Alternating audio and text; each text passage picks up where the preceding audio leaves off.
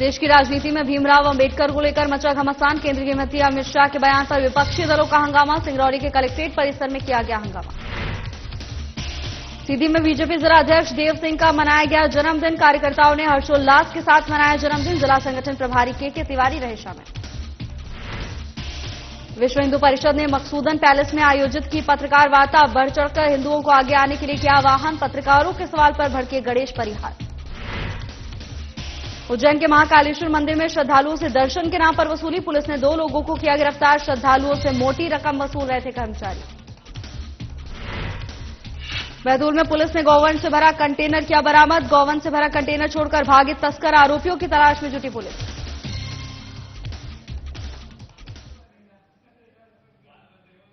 नमस्कार, खबर मध्य प्रदेश देख रहे हैं आप। मैं हूं आपके साथ भावना त्रिपाठी। भारतीय जनता पार्टी के प्रदेश अध्यक्ष और खजुराहो के सदस्य विष्णुदत्त शर्मा ने पत्रकार वार्ता को संबोधित किया, जिसमें उन्होंने 25 दिसंबर को खजुराहो में केंद्र बेतवा कार्यक्रम के प्रारंभ होने और उसमें देश के प्रधानमंत्री नरेंद्र मोदी के आने की जानकारी पत्रकारों को दी। और उन्होंने पत्रकारों से आग्रह किया कि इस कार्यक्रम का प्रचार प्रसार आम जनता तक पहुंचाने में योगदान करें। तो वहीं सांसद ने कार्यक्रम में हिस्सा लेने के लिए पत्रकारों को आमंत्रित भी किया।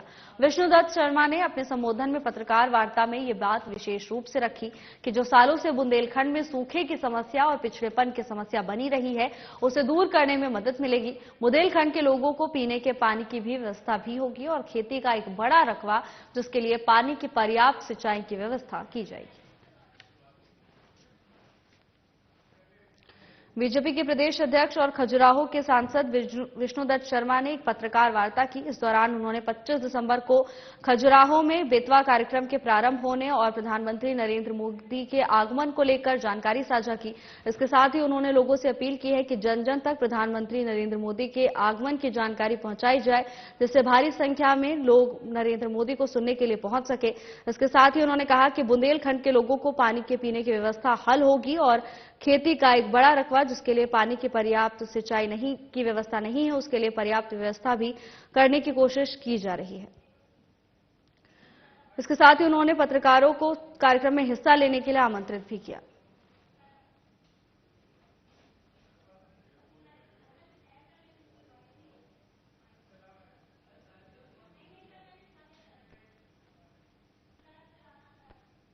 गैरतगंज बेगमगंज तहसील के तुलसीपुर गांव के निवासी घनश्याम कुशवाहा और कंचन कुशवाहा एक सड़क दुर्घटना में घायल हो गए। उनकी बाइक गड़ी के पास एक बस से टकरा गई, जिससे वो गंभीर रूप से घायल हो गए हैं। तो इस दौरान बस से गुजर रहे पूर्व कैबिनेट मंत्री रामपाल सिंह ने मानवता का परिचय देते हुए तत्काल रुककर घायलों की मदद की। पूर्व मंत्री रामपाल सिंह ने अपनी गाड़ी रोककर घायलों को गैरतगंज अस्पताल पहुंचाया। तो वहीं उन्होंने उपस्थित डॉक्टर्स को तत्काल इलाज शुरू करने के निर्देश भी दिए। इसके साथ ही सीएमएचओ से फोन पर चर्चा कर यह सुनिश्चित किया कि घायलों को सही और समुचित इलाज मिल सके।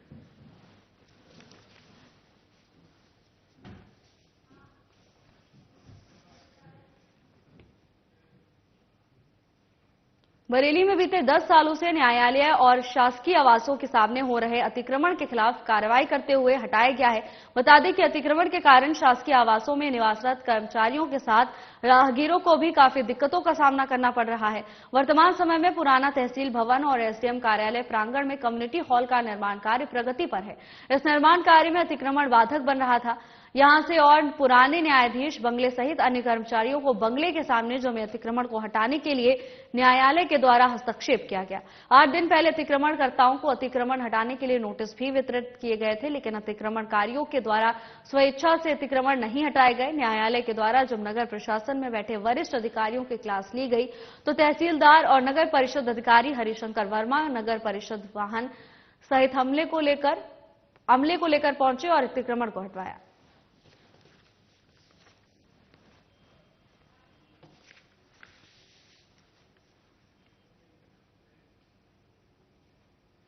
राजगढ़ जिले के 2 दिवसीय दौरे पर आए आईजी अभय सिंह ने 18 थानों का आईएसओ प्रमाण पत्र दिया, जिसमें नरसिंहगढ़ को भी आईएसओ प्रमाण पत्र मिला। वहीं बुधवार को शाम 7 बजे आईजी अभय सिंह नरसिंहगढ़ थाने पर पहुंचे। यहां पर एसडीओपी उपेंद्र सिंह भाटी और थाना प्रभारी शिवराज सिंह चौहान ने उनका स्वागत किया।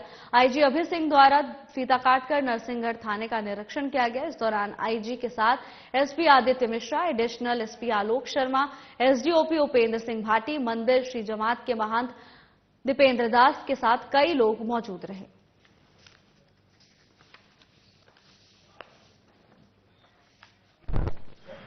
और वार्षिक निरीक्षण में हमारा ध्येय ये रहता है कि राज्य पुलिस ने किस प्रकार से ये पूरा जो साल गुजरा है उसमें किस प्रकार से काम किया, किस प्रकार की चुनौतियों का सामना किया है। और ओवरऑल जो पुलिस थाना जो है, बिल्कुल जो बेसिक यूनिट है पुलिसिंग का, उसमें किस प्रकार के सुधार है। उसमें जो भी व्यक्ति आ रहा है अपनी समस्या के साथ, उसकी समस्या का निदान करने का जो तौर तरीका है, क्या वो विधि के अनुरूप सही है, क्या उसके साथ आचरण व्यवहार जो किया जा रहा है, चाहे वो महिलाएं हों, बच्चे हों, वृद्धजन हों या कमजोर वर्ग के व्यक्ति हो, तो उनके साथ कैसा व्यवहार होगा और उनके समस्या के निराकरण के साथ साथ उनके साथ जो उसके साथ जो घटना घटी है उनकी संवेदनाओं का हम लोग ख्याल रखते हैं। ये बड़ा इम्पोर्टेंट विषय है। साथ ही साथ इसके साथ जो हमारे पास जो पुलिस के पास जो संसाधन है, चाहे वो गाड़ियां हैं या फिर हमारे पास जो है जो डायल 100 है या अन्य जितने भी संसाधन है, उनकी क्या स्थिति है उसका रिफ्लेक्शन हम लोग कर पा रहे हैं कि नहीं कर पा रहे हैं। आगे जो पुलिस कर्मचारियों के रहने के जो आवास है, ठीक है, उनकी जो सुविधाएं या छुट्टियों का जो सवाल है या जो स्ट्रेस जिसके जो उनको झेलना पड़ता है, जो टेंशन रहता है, उनकी समय की कमी रहती है, जो इस तरह की जो समस्याएं रहती है व्यक्तिगत हो या सार्वजनिक हो, इसके ऊपर भी हम लोगों ने इससे चर्चा की है। ये एक संजीवनी क्लिनिक है निकाय का, जिसको निर्माण काम कुछ शायद चल रहा था। इन लोगों ने आके एक मुझे आवेदन सौंपा है, उसमें लिखा है इन्होंने कि ये उसका घटिया निर्माण हो रहा है और उसमें पूर्व में भुगतान हो चुका है, फिर भी कार्य अपूर्ण है। इस टाइप एक इन्होंने मुझे शिकायती आवेदन संजीवनी क्लिनिक को लेकर दिया है। सर, संजीवनी क्लिनिक से संबंधित फाइल भी नगर पालिका में मौजूद नहीं है और निर्माण शाखा की जवाबदारी होती है कि अपनी फाइल को नगर कार्यालय में रखे। तो ये जो फाइल से संबंधित जो व्यक्ति हैं, जो भी शाखा प्रभारी हैं, क्या उन पर भी कोई कार्रवाई की जाएगी और जो भुगतान जिन्होंने किया उन पर कोई कार्रवाई होगी? बिल्कुल निश्चित रूप से। फिलहाल में भुगतान की स्थिति तो मुझे स्पष्ट नहीं है उसमें क्या कहानी है, मगर इसमें जो जिन लोगों के पास फाइल नहीं है उन लोगों से मेरे द्वारा जानकारी दी गई है। और पूर्व में भी एक फाइल नहीं मिली थी तो उसकी भी मैंने FIR थाने में कराई और इसके संबंध में भी मैं तत्काल आज FIR कराऊँ। मामला ये है कि संजीवनी क्लिनिक का आज से 1 वर्ष पहले टेंडर लगा था। उसकी टेंडर में निविदा थी 29 लाख रुपए और इसको बिना PIC एवं परिषद की बैठक के बिना इसमें 11 लाख रुपए रिवाइज करके बढ़ा दिए गए हैं। टोटल 40 लाख हो गए। बिना बिल्डिंग पूर्ण निर्माण किए भुगतान हो चुका है। इसमें हम पार्षदों को जब हमने पेपर में देखा तो इसकी जानकारी मिली कि अध्यक्ष जी द्वारा या संबंधित हो चुका है। इसके जो भी इसमें दोषी हैं उनके खिलाफ उचित कार्रवाई हो और हम पार्षद इसमें बिल्कुल सभी पार्षद जांच होना चाहिए जांच। भोपाल में अंतर्राष्ट्रीय वन मेला फिर शुरू हुआ है, जिसमें शुभांशु एग्रो हर्बल के द्वारा बहुत सी महत्वपूर्ण और उपयोगी जड़ी बूटियां और औषधियां और कंद आदि मिलता है। ये मेला पिछले 10 सालों से सुचारू रूप से प्रति साल यहां लगाया जाता है। शुभांशु एग्रो हर्बल के संचालक बनवारी राठौर हर्ब विशेषज्ञ हैं, जिनके द्वारा 30 सालों से जड़ी बूटी की खोज में महत्वपूर्ण योगदान रहा है और सदैव मानव सेवा के लिए तत्पर रहते हैं। लघु वनोपज से महिला सशक्तिकरण पर 2 दिवसीय अंतर्राष्ट्रीय कार्यशाला 19 और 20 दिसंबर को मेला स्तर पर हुई। कार्यशाला में श्रीलंका, नेपाल और ऑस्ट्रेलिया के प्रतिनिधियों ने भाग लिया। राज्य मंत्री अहिरवार ने कहा कि वन मेले में क्रेता विक्रेता सम्मेलन 21 दिसंबर को हुआ, जिसमें उच्च गुणवत्ता युक्त लघु जड़ी बूटियां और MFR निर्मित आयुर्वेदिक औषधियों के क्रय विक्रय के लिए अनुबंध किए जाएंगे। उन्होंने कहा कि मेले में OPD का संचालन होगा, जिसमें प्रतिदिन आयुर्वेद चिकित्सकों उपचार करने वाले विशेषज्ञों के द्वारा निःशुल्क चिकित्सकीय परामर्श प्रदान किया जाएगा। इसके साथ ही उन्होंने कहा कि 25,000 लोगों को उपचार कराने की संभावना है।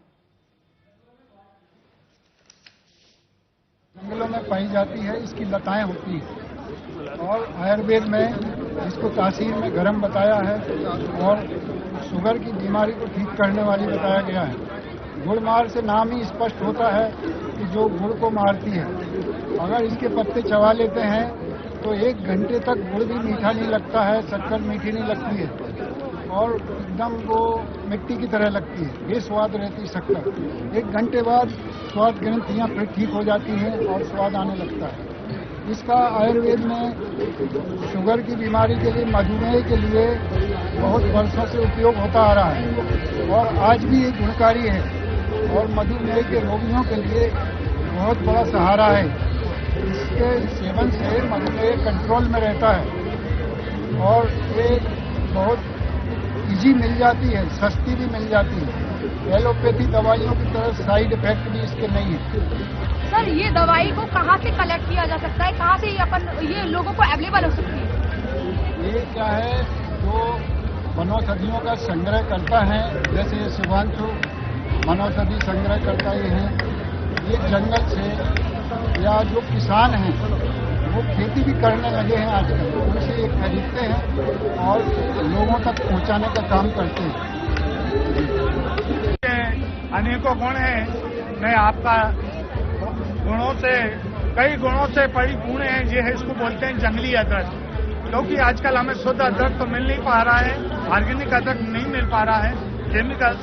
ये ब्लड प्यूरिक में बहुत अच्छा काम करता है।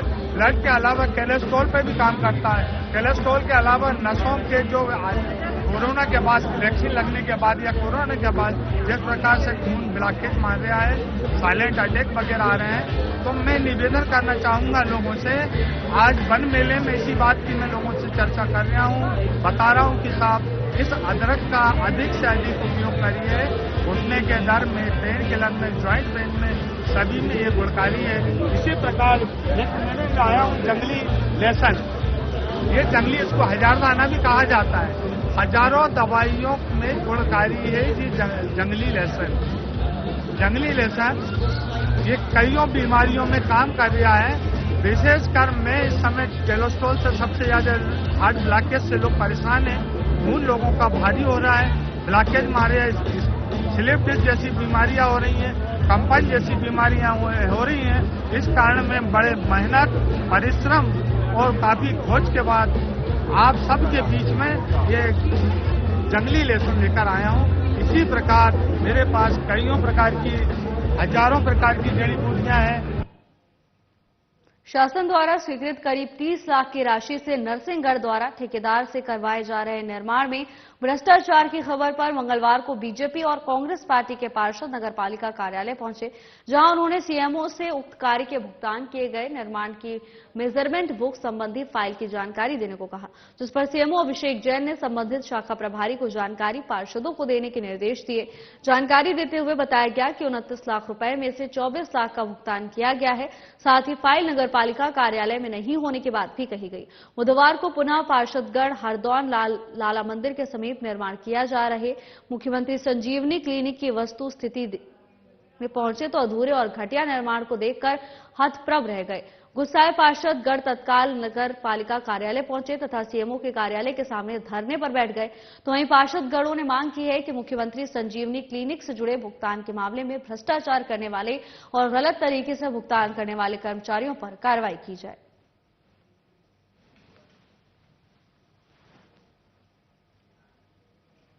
आबकारी विभाग के नियम के मुताबिक लाइसेंस बार या क्लब के अलावा कहीं भी शराब पीना और पिलाना प्रतिबंधित है। शराब दुकानों के पास अहाते प्रतिबंधित हैं। यहां तक कि 50 मीटर की दूरी पर चखना की दुकान, ठेले भी नहीं लगाए जाएंगे। इसके बावजूद 50 मीटर के दायरे में ही शराब दुकानों पर शराब पिलाई जा रही है। नाला स्टेट नेशनल हाईवे के पास शराब दुकान पर खुलेआम शराब पिलाई जाती है। मीडिया के प्रतिनिधियों ने देखा तो वहां खुलेआम शराब पिलाई जा रही थी। यहां ये स्थिति अवैध अहाते की है। दुकानों के आसपास लोग खुले में बैठकर शराब पीते हुए नजर आए। खुलेआम ठेकेदार के द्वारा शासन के नियमों की धज्जियां उड़ाई जा रही हैं।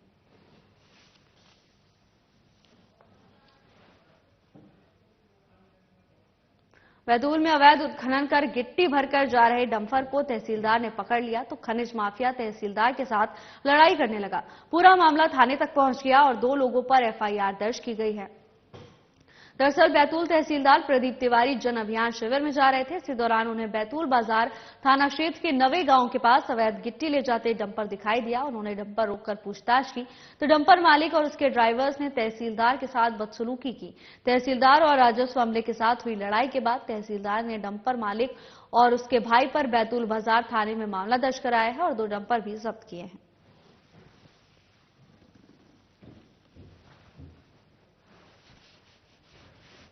तो रास्ते में नवे गांव के पास 2 ट्रक जो है खनिज गिट्टी का परिवहन करते हुए पूछताछ करने पर उनके पास कोई वैध दस्तावेज ईटीपी वगैरह नहीं था। तो मेरे द्वारा जब्ती की कार्रवाई की जा रही थी, तभी उसमें एक गुंडा तत्व टाइप का व्यक्ति जिसका नाम ग्रामीण जनों ने बताया कि अनिल पवार है, तो आके वहाँ शासकीय कार्य में बाधा उत्पन्न करने लगा, अभद्रता करने लगा। हमारे साथ महिला पटवारी भी थी, तो उसके साथ भी अभद्रता करने लगा और अपना ड्राइवरों को थोड़ा बैठा करके और वहाँ से ले गया गाली गलौज करते हुए। सर आपके साथ झूमा झटकी भी हुई है सर? अब झूमा झटकी हाँ कर रहा था मेरे साथ, और मतलब कागज फाड़ने की जो पंचनामा में बनाया था उसको फाड़ने की कोशिश कर रहा था वो, तो वही झूमा झटकी किया है। अभी क्या कार्रवाई? अभी हमने थाने को सुपुर्द कर दिया है।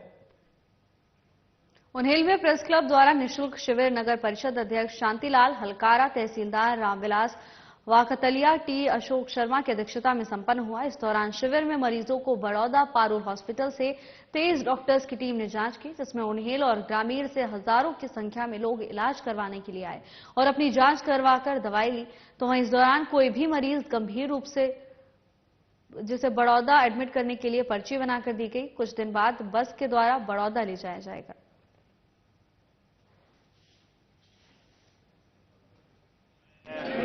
उन्हेल प्रेस क्लब को सर्वप्रथम तो धन्यवाद देना चाहूंगा कि आपने भारतीय पत्रकार संघ और उन्हेल प्रेस क्लब ने साथ मिलकर नर सेवा नारायण सेवा, क्योंकि कहते हैं शास्त्रों में भी कहा है कि भगवान की सच्ची सेवा यदि मनुष्य की सेवा आप कर लें, है ना, दीन दुखियों की सेवा कर ले, तो वही नर सेवा नारायण सेवा सबसे बड़ा है। तो जिस प्रकार से आपकी संस्था, आपका प्रेस क्लब नर सेवा नारायण सेवा के भाव को लेकर दीन दुखियों की जो पारुल यूनिवर्सिटी, जो कि बड़ौदा गुजरात का एक नामी हॉस्पिटल है, जिसमें हजारों लोगों को यहाँ पर, पूर्व में आपने बताया कि हजारों लोगों को यहाँ पर स्वास्थ्य लाभ, निःशुल्क स्वास्थ्य लाभ मिला, तो यह बहुत ही सराहनीय एवं उत्कृष्ट कार्य है। सर्वप्रथम मैं प्रेस क्लब और सभी पत्रकारों को बधाई शुभकामनाएं करता हूँ। और क्योंकि आज उनके द्वारा जो पारुल हॉस्पिटल से जो टीम आई है बड़ौदा से, सभी डॉक्टर लोगों को आज सभी यहाँ पर जितने भी नगर और आसपास ग्रामीण जन जो भी यहाँ पर स्वास्थ्य लाभ लेने के लिए आएंगे, सभी ट्रीटमेंट होगा। वो ये बहुत खुशी की बात है, क्योंकि आज ये ऐसा प्रोग्राम नगर में होने जा रहा है, पहले भी आपके द्वारा किया गया है। और मुझे आपने बताया भी है कि यहाँ से जितने भी पेशेंट हैं उन सबको गुजरात बड़ोदरा वहाँ पर पारुल हॉस्पिटल में जाकर निःशुल्क ट्रीटमेंट भी किया जाएगा। ये बहुत सराहनीय काम है और मैं आप सभी को बहुत बहुत बधाई शुभकामनाएं प्रेषित करता हूँ कि ये कार्य आगे भी निरंतर चलता रहे और जहाँ जहाँ नगर परिषद की आवश्यकता लगेगी, नगर परिषद सदैव आपके साथ खड़ी है और नगर आपके साथ खड़ा है और इसको चारों तरफ आगे बढ़ाते रहें। बैढ़न कोतवाली थाना के क्षेत्र के देवरा गांव के रहने वाले सोनू शाह और उनके परिवार ने अपने ही रिश्तेदारों के ऊपर आगजनी और जान से मारने की धमकी देने का आरोप लगाया। पीड़ित ने बताया कि घटना 12 दिसंबर की है, जिसका सीसीटीवी फुटेज भी सामने आया है। इसकी शिकायत पीड़ित ने बैढ़न कोतवाली थाना और पुलिस अधीक्षक कार्यालय में भी की थी। इसके बाद भी अभी तक कोई ठोस कार्रवाई नहीं हुई, जबकि घटना को अंजाम देने वाले आरोपी लगातार धमकियां दे रहे हैं। इसके साथ ही पीड़ित का कहना है कि उनके ऊपर आरोपियों ने बिजली काटने का आरोप लगाया है, जो कि निराधार है। पुलिस अगर मौके पर आकर जांच करेगी तो हकीकत सामने आएगी। तो वहीं आवेदक सोनू शाह और उनके परिवार घटना के बाद डरे और सहमे हुए हैं। उन्होंने पुलिस से न्याय और सुरक्षा की गुहार लगाई है। तो वहीं उधर पुलिस ने उचित कार्रवाई का आश्वासन दिया है।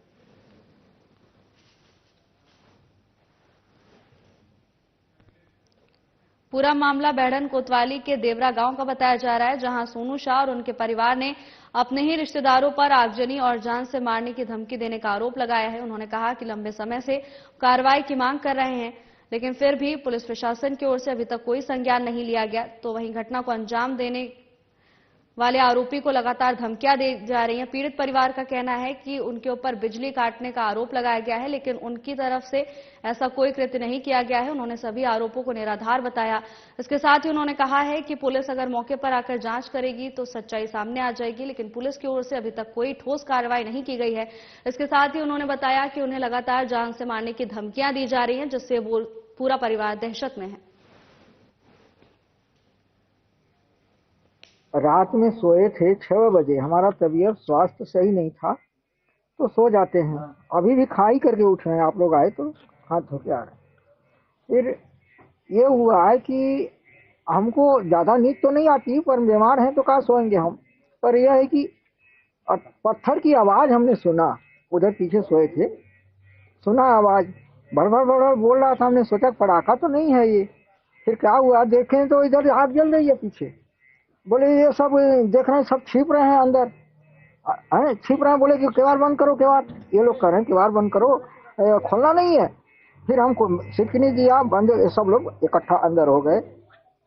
भगवान दास ने असलियत आग लगाया है। वो माचिस उसमें पन्नी झूली थी, उसी में लगा करके वो सभी लोग ईंटा पत्थर के वो कर रहे हैं। घर में सीटा टूट गई है हमारी, देख लिए हैं, पर वो पत्थर भर दिया है, बहुत कुछ कर दिया सब। वो हम किवाड़ दे रहे थे, घर में थे, वो आके घुस के हमको पत्थर चला रहा था।